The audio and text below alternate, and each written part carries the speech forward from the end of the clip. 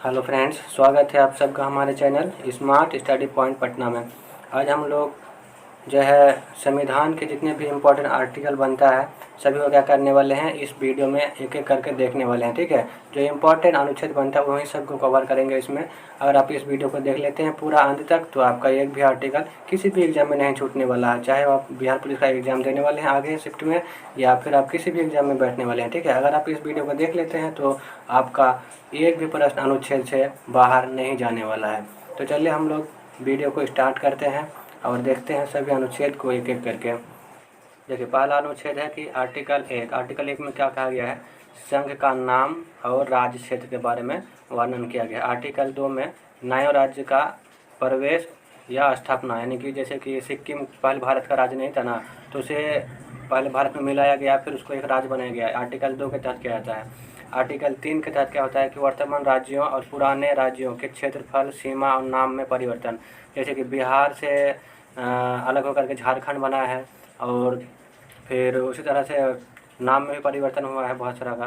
तो ये जो होता है आर्टिकल 3 के तहत होता है। अगला है आर्टिकल 14। आर्टिकल 14 में कहा गया है कि विधि के समक्ष समानता। आर्टिकल 15 में है कि धर्म, मूल वंश, जाति, लिंग या जन्म स्थान के आधार पर भेदभाव का अंत। आर्टिकल 16 जो है, आर्टिकल 16 में कहता है कि लोक नियोजन के विषय में अवसर की समानता। और आर्टिकल 17 में कहता है वह अस्पृश्यता का अंत। जो आर्टिकल 17 इसमें कहता है कि वह अस्पृश्यता का अंत। आर्टिकल 18 में कहता है उपाधियों का अंत। ठीक है, और आर्टिकल 19 में है वाक की स्वतंत्रता, यानी कि जो बोलने की स्वतंत्रता है ना, प्रेस की स्वतंत्रता वगैरह, तो ये आपका आर्टिकल 19 में दिया गया है। हालांकि आर्टिकल के अंदर और बहुत सारा चीज़ है, ठीक, वो हम लोग नहीं देख रहे हैं, सिर्फ आर्टिकल 19 वाक की स्वतंत्रता है। आर्टिकल 20 इसमें कहा गया कि अपराध के लिए दोष सिद्धि के संबंध में संरक्षण। और आर्टिकल 21 में प्राण और दैहिक स्वतंत्रता के बारे में उल्लेख किया गया है। फिर आपका आर्टिकल जो है 21 का क, इसमें जो है ना आर्टिकल 21 का क में कहा गया है कि प्रारंभिक शिक्षा का अधिकार। आर्टिकल 22 में जो है कुछ दशा में गिरफ्तारी और निरोध में संरक्षण। ठीक है, आर्टिकल 22 में गिरफ्तारी से संबंध वर्णन किया गया। आर्टिकल 20 में दोष सिद्धि के बारे में वर्णन किया गया है, दोनों बात को ध्यान में रखिएगा। आर्टिकल 23 जो है ना बालात्सर्म और मानव के दुर्व्यापार का निषेध, यानी कि बालात्सर्म का मतलब क्या होता है, ज़बरदस्ती जो काम किया जाता है ना, जैसे कि 5 घंटा के जगह पे 6 घंटा काम करा लिया या कम मजदूरी में पैसा काम करा लिया। मानव का जो दुर्व्यापार होता है ना, मतलब कार्य विक्रय होता था पहले, उस सब का अंत आर्टिकल 23 के तहत किया गया।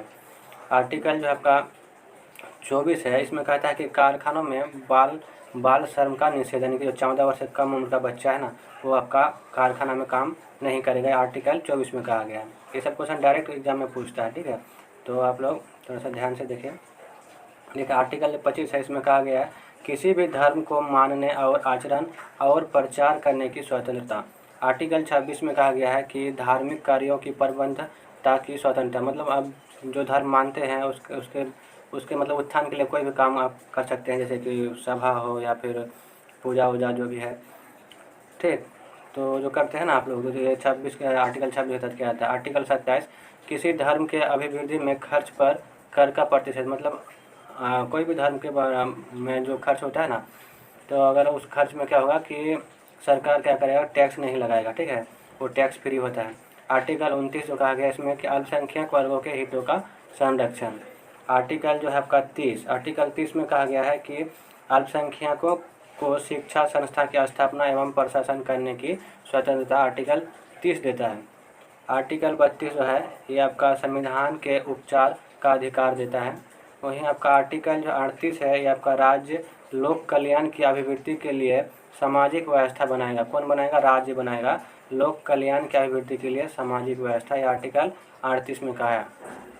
आर्टिकल 39 का ए में है समान न्याय एवं निःशुल्क विधिक सहायता। समान न्याय एवं निःशुल्क विधिक सहायता आर्टिकल 39 का ए में है। आर्टिकल 40 में ग्राम पंचायतों का गठन के बारे में उल्लेख किया गया है।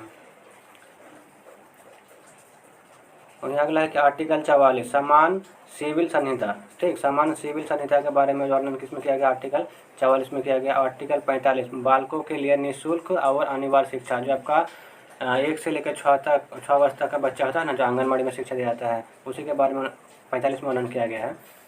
आर्टिकल 47 में पोषाहार एवं जीवन स्तर को तथा लोक स्वास्थ्य का सुधार के बारे में वर्णन किया गया है आर्टिकल 47 में।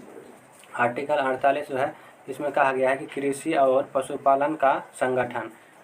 आर्टिकल जो 48A है इसमें कहा गया है कि पर्यावरण का संरक्षण तथा वन एवं वन्य जीवों की रक्षा। इसी के तहत जो है आपका जो गो हत्या प्रतिबंध लगाया जाता है ना, आर्टिकल 48 का ये के तहत लगाया जाता है। और शराबबंदी जो है आर्टिकल 47 के तहत शराबबंदी लगाया जाता है। जब बिहार में शराबबंदी लागू है ना, आर्टिकल 47 के तहत ही लगाया जाता है।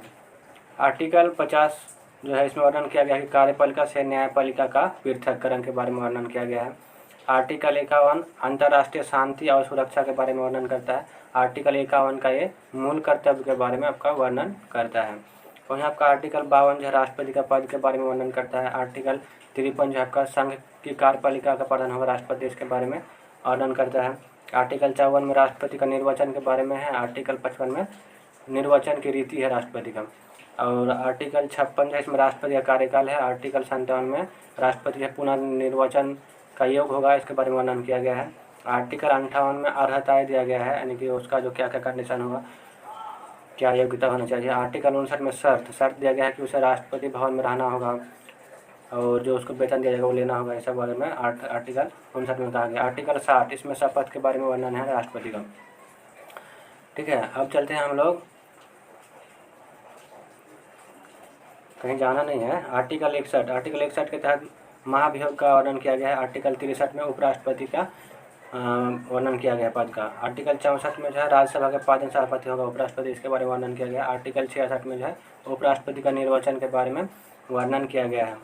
आर्टिकल 72 इसमें राष्ट्रपति की क्षमादान की शक्ति के बारे में वर्णन किया गया है। फिर आपका आर्टिकल जो है 75 इसमें आपका प्रधानमंत्री की नियुक्ति और मंत्रिपरिषद की नियुक्ति के बारे में वर्णन किया गया है। ये जो आपका राष्ट्रपति के द्वारा किया जाता है। आर्टिकल 74 में एक मंत्रिपरिषद होगा जो कि राष्ट्रपति को सलाह देने के लिए होगा, इसका वर्णन 74 में किया गया है।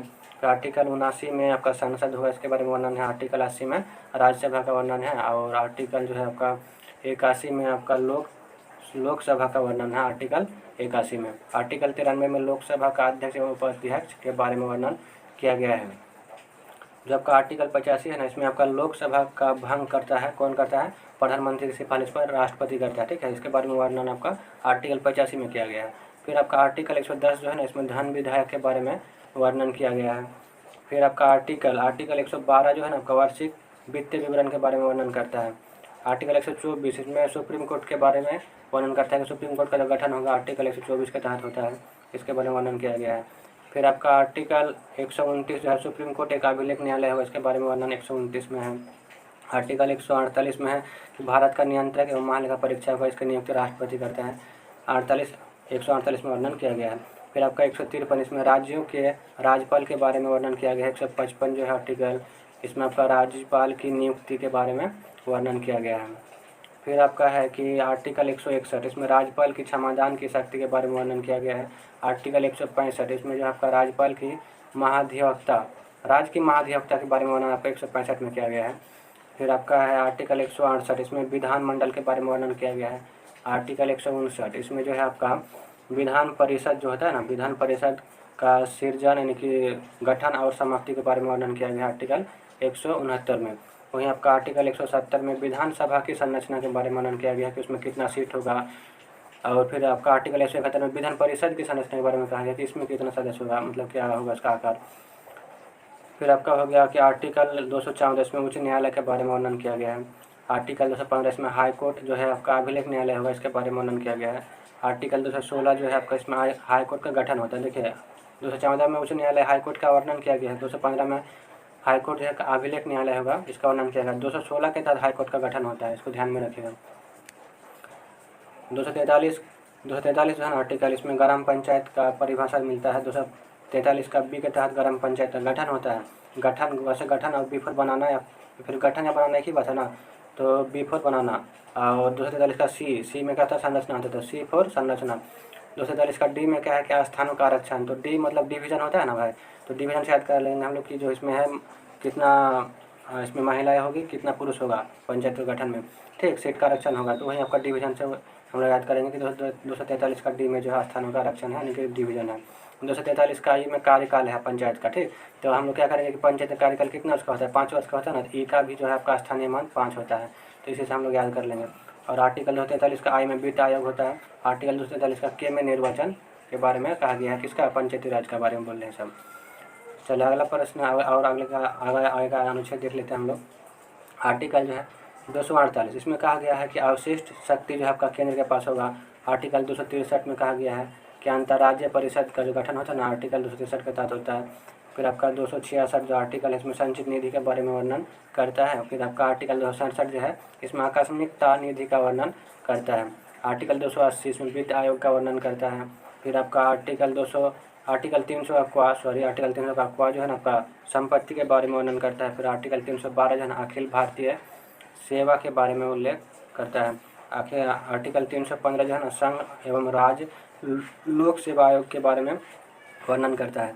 आर्टिकल 338 जो है आपका राष्ट्रीय अनुसूचित जाति आयोग के बारे में जानकारी देता है। फिर आपका आर्टिकल 343 जो है कि संघ की राजभाषा क्या होगा उसके बारे में वर्णन करता है।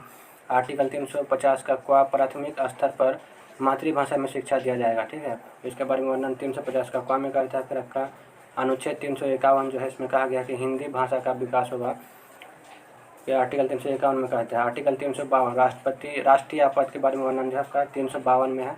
356 में राष्ट्रपति शासन के बारे में वर्णन है, तो वहीं आपका 360 में वित्तीय आपात के बारे में वर्णन है। तो देखिए हम लोग क्या किए, 13 मिनट में पूरा जितना इंपॉर्टेंट आर्टिकल बनता है सभी को हम लोगों ने क्या किया कि कवर कर लिए एक ही जगह पर, ठीक है। तो फिर मिलते हैं नेक्स्ट वीडियो में।